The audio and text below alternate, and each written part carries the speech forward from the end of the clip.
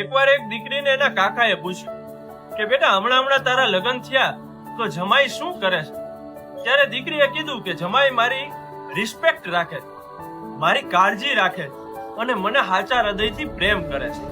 ત્યારે કાકાએ કીધું એ બધું તો ઠીક, પણ નોકરી શું કરે છે? ત્યારે દીકરીએ કીધું કે તો કારખાનામાં જાય છે.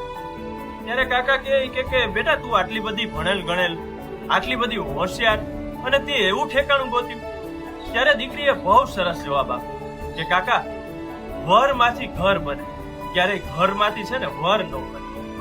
અને છે ને કાકા, કદાચ હું લાખો કરોડોપતિને હું પરણી હોત ને, પણ એ મને સમય નો આપી શકત. એનું શું? એ મને સાચા હૃદયથી પ્રેમ ન કરી શકત. એનું શું થાત? એ મારી કાળજી જ ન રાખત. એનું શું થાત? પણ કાકા, આ સાંજે ઘરે આવે ને તો અમે ટાઢો રોટલો એક થાળીમાંથી ખાઈએ, અને ઈ ટાઢક છે ને કાકા, એસી વાળા બંગલા